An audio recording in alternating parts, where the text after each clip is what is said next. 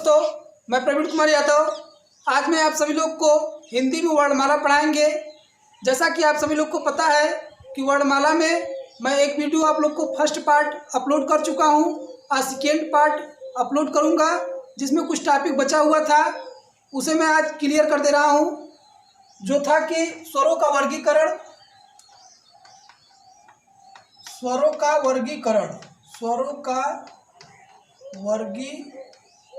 स्वरों के वर्गीकरण में एक होता है जीवा के आधार पर स्वरों का वर्गीकरण। जीवा के आधार पर स्वरों का वर्गीकरण, स्वरों का वर्गीकरण। जीवा के आधार पर स्वरों का वर्गीकरण। जीवा के आधार पर स्वरों का वर्गीकरण देखिए 3 प्रकार का होता है। एक आपका होता है अग्र स्वर, एक आपका होता है मध्य स्वर, एक होता है पश्च स्वर। पहला क्या होता है? अग्र स्वर। दूसरा का होता है मध्य स्वर, दूसरा का होता है आपका मध्य स्वर, तीसरा का होता है आपका पश्च स्वर। अग्र स्वर, मध्य स्वर और पश्च स्वर। अग्र स्वर, इसको याद करने का सबसे बेस्ट तरीका है, आप याद कर लीजिए अग्री शब्द याद कर लेंगे तो अग्री। देखिए अ से क्या हो गया? अग्र स्वर हो गया। ग्री में देखिए छोटी की मात्रा है, तो देखिए मात्रा लगा देंगे, एक बड़ी की मात्रा और छोटी की मात्रा। ग्री देखिए बड़ी की मात्रा है ना, इसमें ई एक छोटा ई और एक बड़ा ई आ जाएगा। और अग्री एड़ी वाला मात्रा आ गया, इसमें दोनों ही मात्रा आ जाए, ए। ठीक। मध्य स्वर में सिर्फ अ आता है, और जो बचा वो कौन किसमें आ जाएगा? पश्च स्वर में आ जाएगा।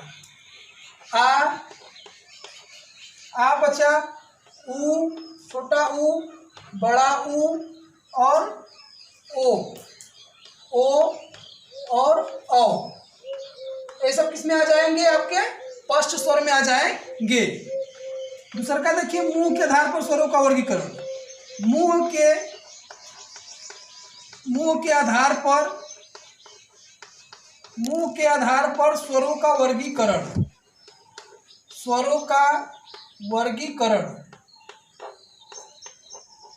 मुंह के आधार पर स्वरों का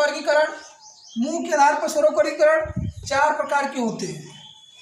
एक देखिए समृद्ध स्वर होता है, समृद्ध स्वर।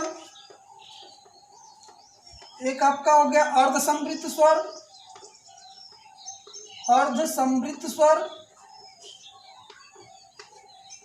एक तीसरा का आता है विवृत स्वर। चौथा आता है आपका अर्ध विवृत स्वर।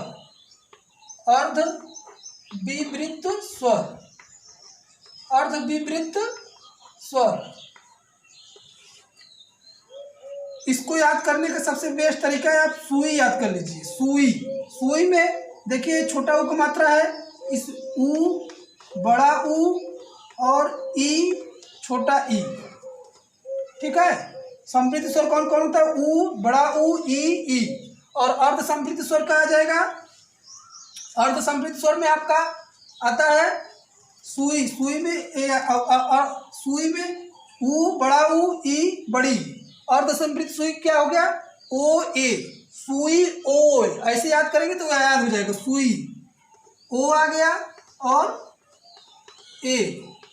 और अर्ध समृद्ध विपरीत स्वर में कहा आएगा? विपरीत स्वर में आपका आएगा, और जो बचा वह किस में आ जाएगा? अर्ध विपरीत स्वर में आ जाएगा। जो बचा अर्ध विपरीत स्वर में आ जाएगा। आ, ए, बड़ा औ।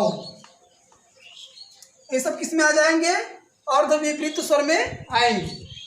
सुई याद कर ही रहेंगे तो सुई से देखिए छोटा ऊ का मात्रा ऊ, दोनों मात्रा आ जाएंगे, और ई दोनों ई का दोनों मात्रा आएंगे। ओ ए, सुई ओ ए, मतलब सुई आधा लगाइए, ओ ए, सुई ओ ए। तो इसमें क्या हो? ओ और ए, और विपरीत स्वर में आ जाएगा, और जो बचा वो कौन सा हो जाएगा? अर्ध विपरीत स्वर हो जाएंगे। अब देखिए ओष्ठ के आधार पर तीसरा का क्या बचता है? ओष्ठ के आधार पर स्वरों का वर्गीकरण। तीसरा का टॉपिक बचता है ओष्ठ के आधार पर स्वरों का वर्गीकरण। ओष्ठ के आधार पर स्वरों का वर्गीकरण 2 प्रकार का होता है। ओष्ठ के आधार पर स्वरों का वर्गीकरण, स्वरों का वर्गीकरण, स्वरों का वर्गीकरण। ओष्ठ के आधार पर दो प्रकार के स्वरों का वर्गीकरण होता है। एक वृत्तमुखी स्वर होता है, वृत्तमुखी स्वर, वृत्तमुखी स्वर। वृत्तमुखी स्वर में आता है आपका ऊ, छोटा ऊ, बड़ा ऊ, ओ और औ। और आवृत्तमुखी स्वर आता है। लास्ट बचता है आवृत्तमुखी स्वर। आवृत्तमुखी स्वर में जो बचा हुआ आवृत्तमुखी स्वर हो जाएगा। अ, आ, ई, बड़ा ई और ए, ऐ, ये सब किसमें आ जाएंगे? आवृत्तमुखी स्वर में आ जाएंगे। एक बार फिर से देख लीजिए स्वरों का वर्गीकरण। स्वरों का वर्गीकरण तीन प्रकार का होता है। एक जीवा के आधार पर स्वरों का वर्गीकरण होता है। जीवा के आधार पर स्वरों का वर्गीकरण को तीन भागों में बांटा गया है। एक अग्र स्वर होता है, एक मध्य स्वर होता है, एक पश्च स्वर होता है। अग्र स्वर में इसको याद करने का सबसे बेस्ट तरीका है, आप अग्री शब्द याद कर लीजिए। अग्री शब्द में देखिए बड़ी की मात्रा है, इसमें ई दोनों मात्राएं ले लीजिए। ई का दोनों क्या ले लेंगे? दोनों मात्राएं लेंगे, ई और ए, ऐ। और फिर मध्य स्वर में क्या बचा? और आ को अ ले लेंगे। और पश्च स्वर में जो बचा उसे हम किस में ले लेंगे? पश्च स्वर में ले लेंगे। ऊ, बड़ा ऊ, ओ, औ, एक किस में ले लेंगे? पश्च स्वर में ले लेंगे। और मुंह के आधार पर स्वरों का वर्गीकरण, मुंह के आधार पर स्वरों का वर्गीकरण चार प्रकार का होता है। एक संवृत्त स्वर होता है, एक अर्ध संवृत्त स्वर होता है, एक विवृत्त स्वर होता है, एक अर्ध विवृत्त स्वर होता है। संवृत्त स्वर को याद करने का सबसे बेस्ट तरीका है, सुई शब्द याद कर लीजिए। सुई में देखिए एक ऊ, बड़ा ऊ, ई, बड़ा ई, ओ, ए। सुई ओ ए मतलब सुई आधा लगाइए, सुई ओ ए मतलब सुई लगता है कहते ओ ए कहते हैं लोग ना, ये सब ऐसे याद कर सकते हैं। तो सुई में छोटा ऊ की मात्रा, बड़ा ऊ की मात्रा और छोटी की मात्रा बड़ी, छोटी बड़ी दोनों ले लेंगे। और अर्ध संवृत्त स्वर में ओ ए ले लेंगे। और विपरीत स्वर होता है अ।